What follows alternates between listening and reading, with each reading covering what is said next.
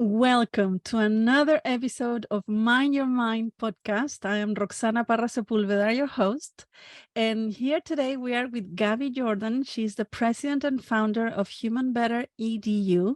She has a deep passion for empowering parents, students, administrators, and faculty across all levels of education that stems from her own commitment to education and students thriving.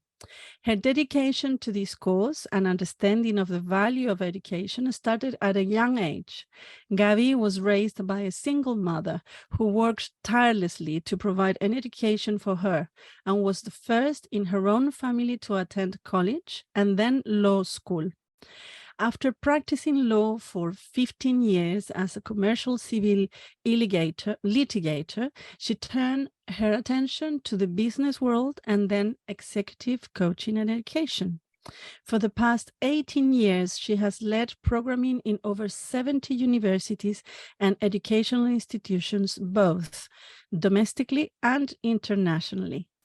Gaby is also an executive coach and has trained individuals and teams for over 25 years, and she served as EVP for Handel Group, where from 2006 to 2022, she coached executives, managers, and entrepreneurs in major companies. Gaby is the mother of two grown daughters and lives in beautiful New York City with her husband, Robert, where they, as singers, love to make music together. What a fascinating story, Gaby. Thank you so much for being here with me today. Absolutely. My pleasure. My pleasure. Great to be here. Lovely. I'm very excited about today because I really like the combination, the idea that you work with the students, teachers, administrators, you're working in all levels, but also you have worked with executives and doing coaching for them. And I'm interested in how you have been interconnecting somehow these two very different worlds and in different levels as well, especially in education. Can you tell us a little bit more about that? Sure. I love the fact that I do both executive coaching in companies large and small, for anything from Warner Records to Microsoft to a manufacturing plant in Wisconsin. And at the same time, doing that work, also working in education, because each provides something to the other. So the work in companies provides a value in education because there's real life experience that comes with it. There's real life application to the work that we're doing. And then in education, by doing work in education, there's a way of thinking that you employ when you teach that helps you in the coaching world that you do. And so promote some credibility, because the institutions that I've been at, from MIT, where we started in 2006 and where we are still today, to NYU, where I started empowering women in science, to Stanford Business School, where I taught leading your life, to London School of Economics and Nova University, all of those places. And then, community colleges, high schools, all of those provide value in terms of what people can hear in the business world. Students are getting educated in, that they are resonating with. And for me, one of the reasons that I do what we do in education is because we really do believe that students are the future of our world. And why we work in all levels of education is because in order to have students most effectively be trained, you want the people who are running the show, the faculty, the administrators, the deans, to be participants in recognizing students' agency, students' engagement, by also seeing what their own lives look like, by empowering them. We're not working with the administrators and the educators in order for them to work on the students. We're working with them, and that impacts how they relate to the students and what they think is possible. Fascinated. I'm really fascinated about this because it makes me think about all the work that I do with attachment as well, no? And this concept of being prepared, being in a place yourself that will lead you to establish a different kind of relationship especially with Yes. children, and be available to listen, to understand, to respond empathically. So to be there with a completely different mindset, no, a different Yes. frame of mind that will allow that a healthier kind of relationships as well, that gives a great foundation for children. It allows also something that I don't often talk about, but it's a bit of co-creation of students' education. Yeah. Because also when teachers and faculty go through, see their own struggles, see their own obstacles, because we all have it, right? I should have said something. When we work with executives and work with students and work with teachers, the commonality is we're all human. We're at different levels of our development, but we're all human. And therefore we have the same negative voices in our head that keep us small, the same sort of, impact or obstacles to our dreams, right? And so they may look different. They may be in different niches. So if I teach in a business school versus I teach in a science program, they may be different, but nonetheless, they are there. Sort of the construct is there, the framework, the structure is there, the impediments are there. And so when people who instruct actually work on themselves, they can then relate to how the students are dealing with things and offer up themselves as examples. And that's a beautiful thing. Yes. So when is working from a lived experience, they know how it feels to be understood, how it feels to recognize that the fact that you're human and that we all have those different thoughts and negative thoughts sometimes that come on the way.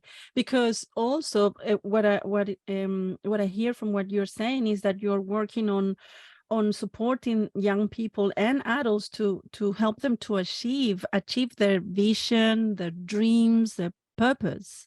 No? Exactly right. And one of the things that we talk about is that you really are the designer, the creator, the author, and there are areas in your life where you've already done it. You have made that happen. You said, I'm going to do this no matter what. And in those areas, you feel more powerful. You have a strength. Yes. And then sometimes we have areas where we're not quite as successful. We don't feel as accomplished. And then all that's happened in those areas is we've forgotten that we were the designer, we were the architect, we were the painter in those areas where we made that beautiful canvas happen. Yes, exactly. And there are so many different areas as well in life, no? Why do you think, is this maybe a very obvious question, but why do you think it's so important to know what our dreams and having a purpose? So we liken it to a GPS. If you don't know where you're going, it makes it more challenging to get there. When you get into a car, if you don't know where you're going, sure, sometimes you have days you just want to drive around. Yes. Yeah. But when you wouldn't, if you're planning to see a friend of yours, you wouldn't get into a car without an address. And so your dream, and they can change, right? You visit different friends, they have different addresses, they can change, but it gives you a direction, an impetus. So your dream, and the way that we work with people on crafting their dreams, is that they are written in a way that they empower you, they inspire you, they pull you.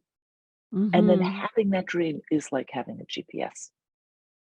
And if you don't have it, you're left a bit to meander, which there's time for meandering, but there's also time for you to actually, when you want to accomplish something, like, how do we know how to get there? And it's a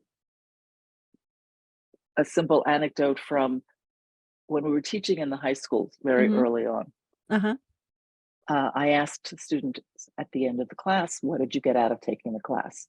And one student said, people tell us to dream all the time, but they don't tell us how to get there. And so through the frameworks that you've used, I can see that there's a way to get there. But it starts with that dream, that vision, craft it in a Yeah. way that really is inspiring to you, and then taking steps to get there. But there will be obstacles along the way. And so you also need to know how to deal with the Absolutely. obstacles. Absolutely. And this is making me think, because in that pathway that we can get into when we are heading towards burnout, it's natural to feel exhausted emotionally. It's natural because we are human to be touched in different ways by the people that we see, the stories that we witness, and the fact that we are dealing with lots of pain, emotional and psychological pain in the frontline work, no? Thinking about the people that is listening in these episodes. So, but in that process, in that line, is like we are evolving into a place where sometimes it's easy to lose sight of that purpose, of what was originally inspiring you to actually get started in the first place with the job that you're doing, right? Exactly. And one of the things so there is having the dream, and then, as I say, the obstacles. So you could say that burnout is one of those obstacles. Burnout is an obstacle that happens when people don't take care of themselves, when they lose sight of their purpose or their dream or their vision.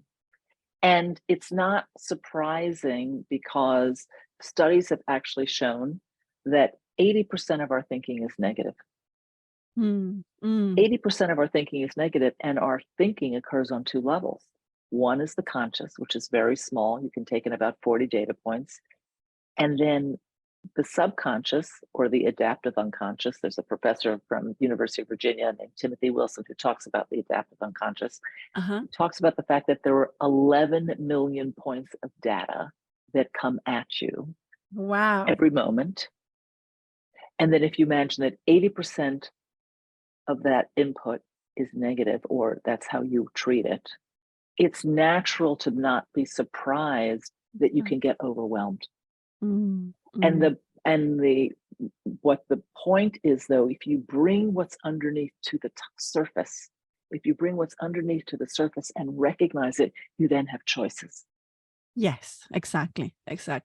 And that's why we constantly talk about here in the podcast as well about allowing ourselves those moments to start to give light, to start to allow those feelings, the sensations, the thoughts, the material that comes from the unconscious, to let a little bit to be in the conscious, to start to identify, what are our stressors, what are we saying, that internal talk.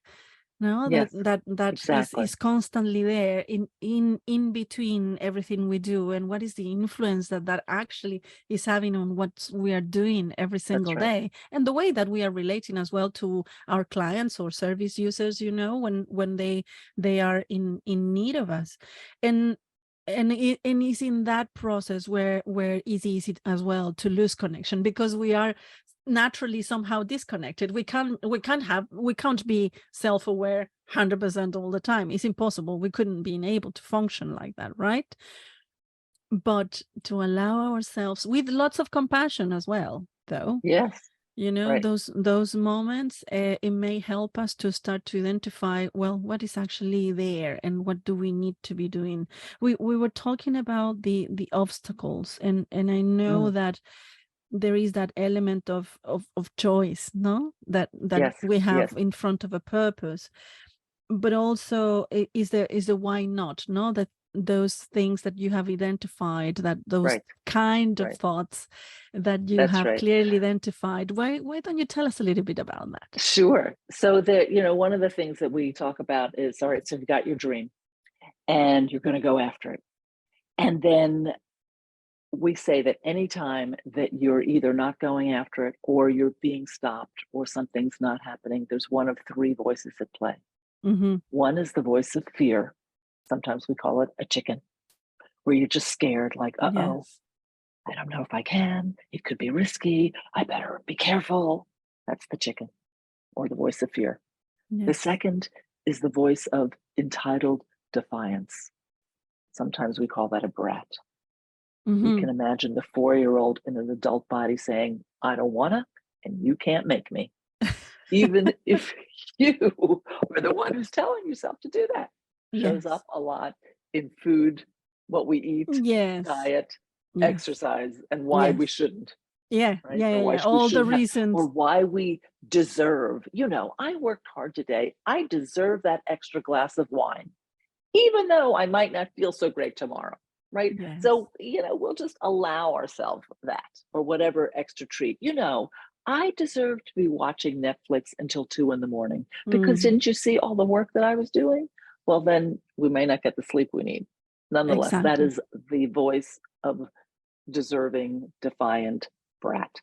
The third voice is that of an observer. There's nothing I can do about it. It's just the way it is. I mean, that's what it is. That's how you've seen it. That's, sometimes we also call that a weather reporter, someone who reports on life as if it's the weather. Or you could think of a newspaper reporter reporting on the facts. It's just the facts, right? These three voices, none of them are bad. The only problem is they stop us from getting to our dream. And so when we start to recognize that we have those voices, that's when we can employ choice. We can listen to that voice that stops us, or we can say, no, I'm going after a dream. Thank you very much. Yeah, exactly. And then those areas, right, where you were the designer, where you made something happen, those things were there too, but you didn't listen to them. You didn't allow yourself to get stopped because you were committed to that goal and you were going to make it happen no matter what. So recognizing that you have that power makes a big difference in how you make a choice. And it's not, and none of it is bad. It's all instructive. It's all evolution. Absolutely. And all of these thoughts and information, it's giving us information, and those feelings as well are giving us information about who we are, where are we coming from, because in the end, we are influenced by our history, all the messages that we have heard through generations. There's so much in play. It depends on our gender as well. I mean, there's a long list of factors that can impact on the way that we build those thoughts and stories, the narratives that we create for ourselves. That's right. So one of the things we also say is that that thinking, that inner monologue comes from one of three places. One is your personality traits, which come from your parents, the good and the bad. We're not blaming parents either, because they came from their parents, right? Exactly, it's in your lineage, right? It's in your lineage. But we say that's in your DNA. That's in your biology. Okay. Then we say your beliefs, which are your hard and fast truths, and your theories about life. Those are experiential rather than from your DNA, but things that happen to us in life that we made decisions based upon. And in fact, we have beliefs and theories that support our personality traits. So if we have a hardworking trait, we might have a belief called nothing comes without hard work, or a theory that you won't be respected if you don't work hard. All of that cements in place that line of thinking, which leads to the inner monologue, which leads to the actions you take, leads to your results. So even allowing for, recognizing the source of something, where it came from, and that you don't have to be stopped by it. That is the power. Yeah, absolutely. And because we are not talking about these are the things that are wrong in you that you have to be changing. It has nothing to do with that, right? It's about embracing where are we at, because life threw so many things at us sometimes, no? And we go through personal change. We women go through menopause. That is a very peculiar change. Children, etc. No, there is so much in life, loss as well. So, but also is about that finding ourselves or meeting ourselves. So what comes to mind for me is meeting myself, meeting ourselves. Where are we at? Yes. and Yes. just carry on from there. That's right. That's right. Over and over And and so over again, no? the way you describe meeting yourself, that's what we talk about in terms of bringing the subconscious conscious, bringing what's underneath conscious, Yes. so that we can see what's there Yes. again and make Yes. choices and decide how we're Yes. going to deal with it. Exactly. And it's completely up to you. There's nothing wrong. Again, when I talk about it's like evolution.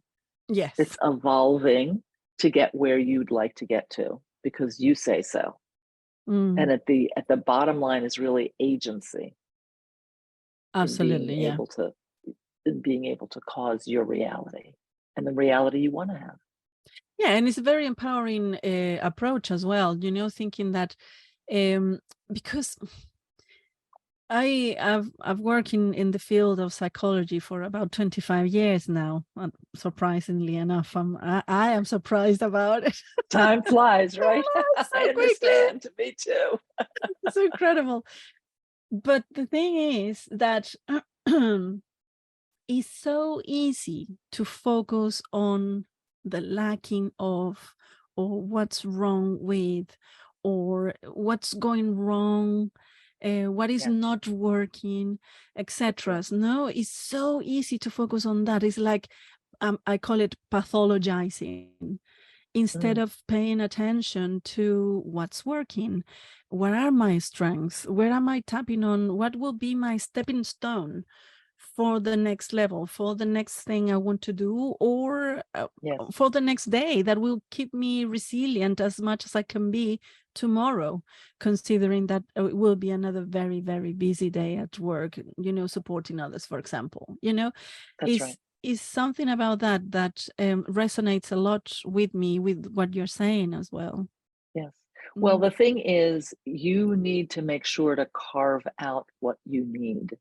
And just going back for a second, when you said it's so easy to think of all the negatives, that is right there in the studies that have been done that show that 80% of our thinking is negative. It's negative. So even to know that that's so, like, it's just a fact, but not getting stuck with that fact, because then you can decide, okay, I'm not hanging out there. That doesn't make me feel good. Like, why do you want to hang out in a place that doesn't make you feel good? Now, some people, by the way, they choose to stay there and they get something out of staying there. That's another conversation, but still, that's also a choice.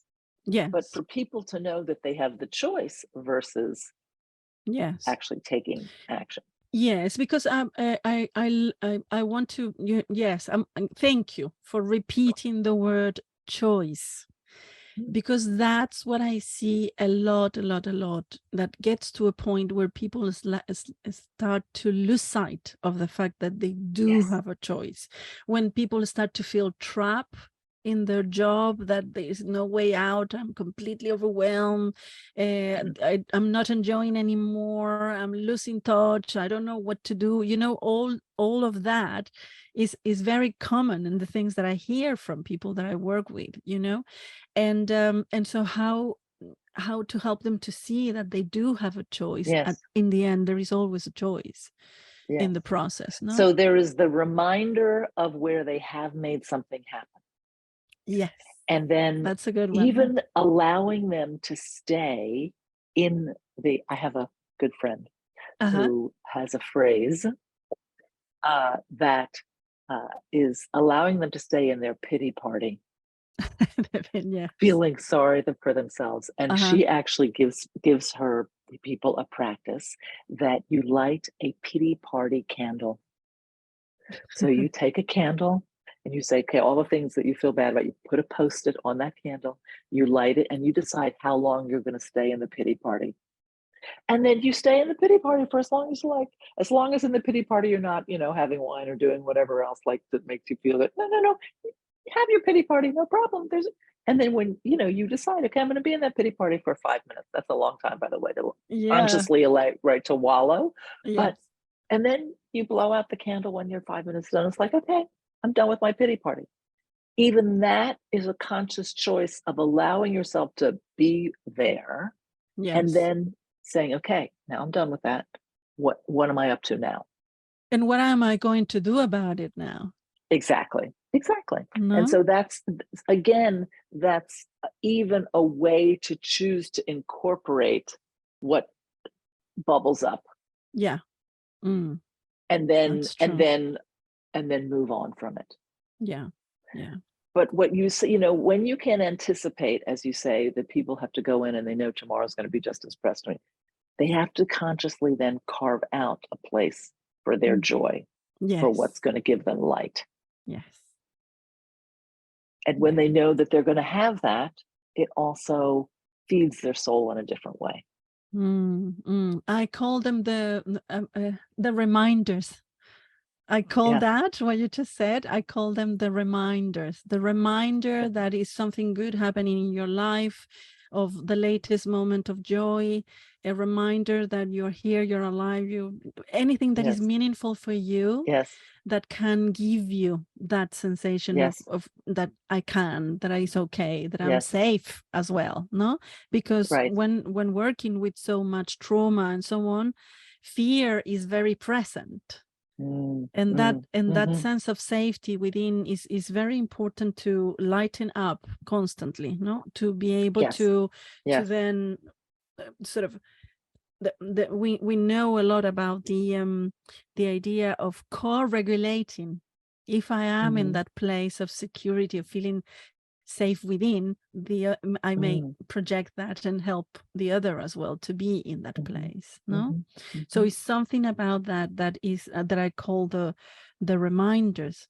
So how do you say our audience can then start to understand and connect with their purpose and their vision? It really is by creating a dream. But you don't need to create a dream that's one dream. Okay. When we work with students at MIT, we have people work in 12 areas of their life and create a vision for themselves a year from now in each of those 12 areas.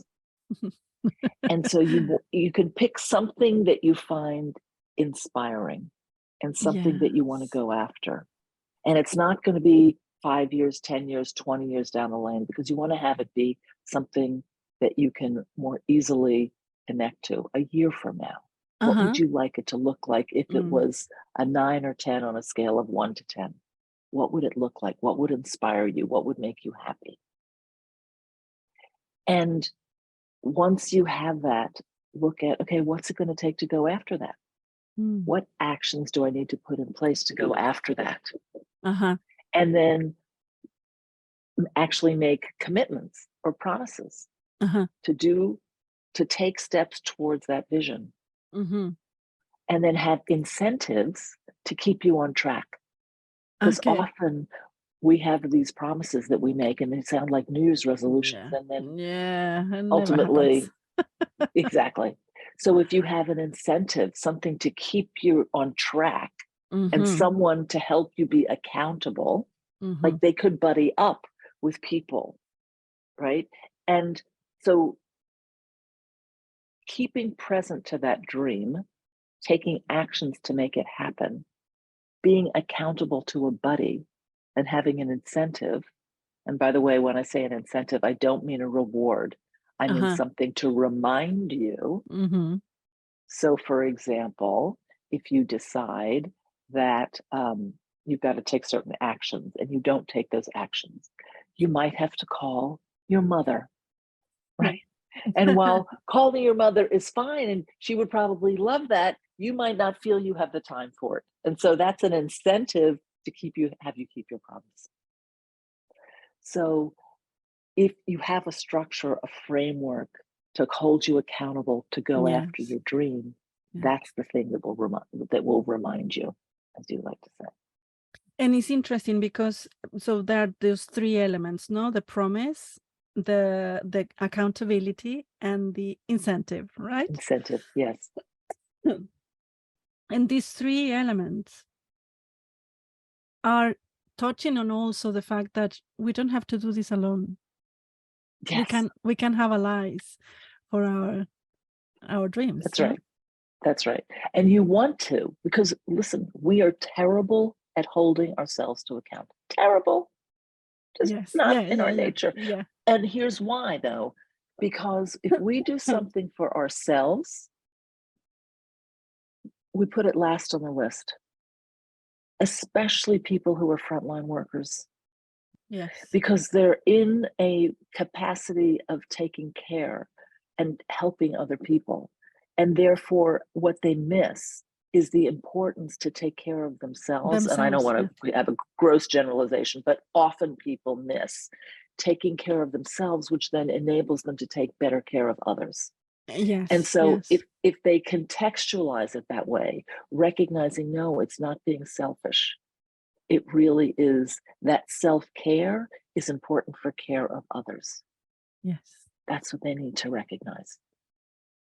And so we, if your grandmother needs to make it to the doctor at 3:00, you'll be taking her there. If you need to write an extra blog because you said you were going to write a blog once a week, who's it going to hurt? Not a big deal. But what you don't recognize is that not taking the action in the thing that you say you want to take action in Yes. takes a piece of your soul away, piece by piece.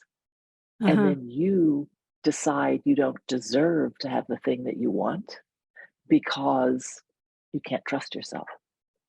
And so yeah, go ahead. Yeah, no, I'm thinking probably that's also what feeds this idea of I'm not good enough. No? Because you're not reliable. You don't you don't trust yourself to, the integrity, your own integrity is missing for yourself.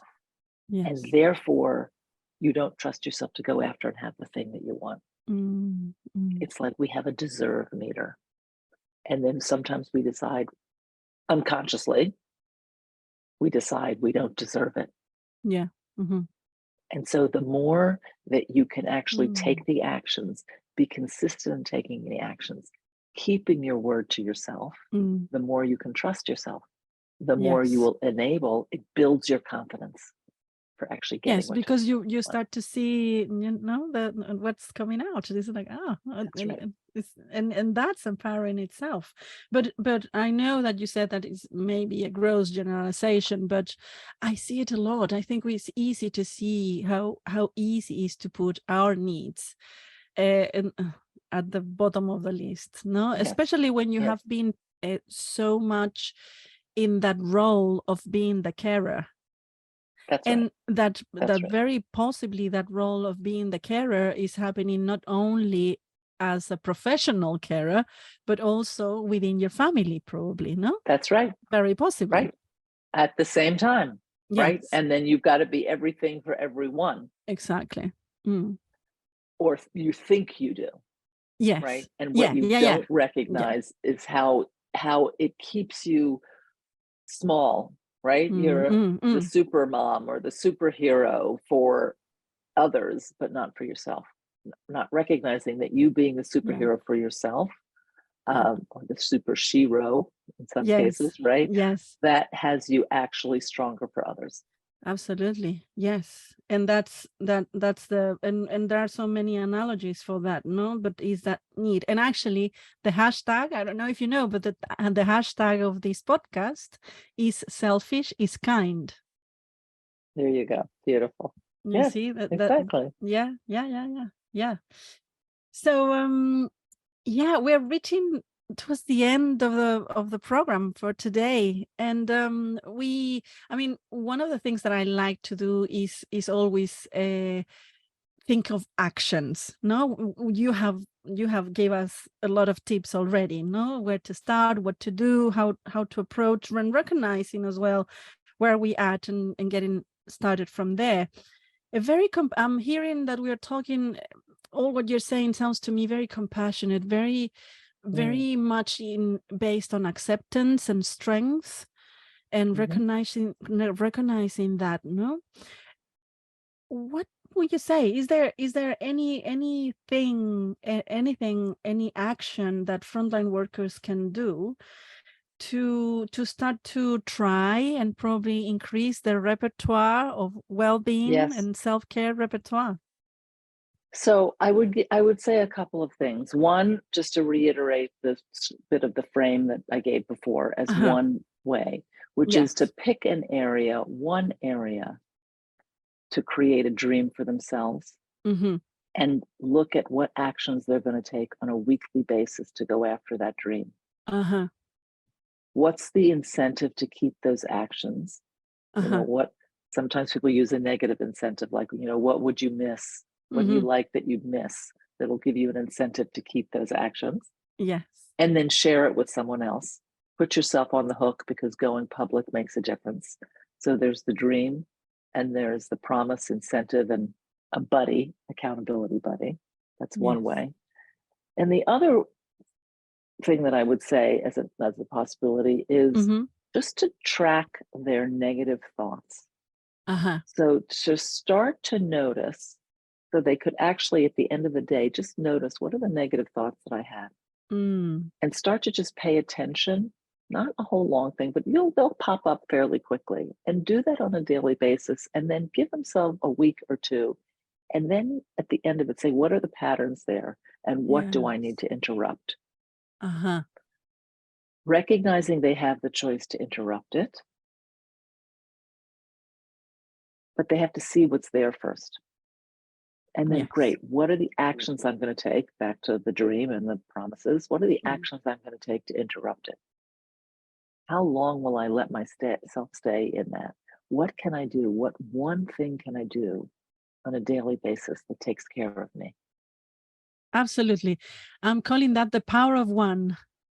It's just one action, because we get overwhelmed with so many shoulds, and I hear a lot that people tells me self-care, I should be doing this and this, and they know what they should be doing, but I think the power is in planning that one thing that you're saying. That's right. No, that you could start with 5 minutes. 5 minutes of lying on the floor and breathing. Or a 5-minute walk, or a 5-minute gratitude journal. Yes. One thing, just one thing, and that will be infectious, and that will start to give you some confidence for what you can actually do. Definitely. We always say that information is power, right? And I think the action that you are inviting us to do is giving us a lot of information, and that will give us in the end the power of choice, and to decide what we want to do. So thank you so much. I think it's a beautiful way to end the episode today.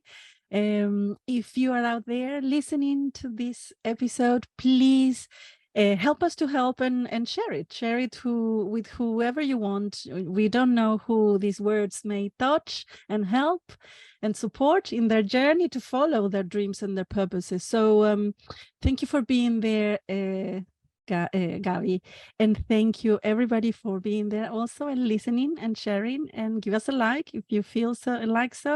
Yeah, thank you so much. I'm very happy about today and being with you today, Gaby. Thank you. Thank you so much. Thanks for having me. Beautiful.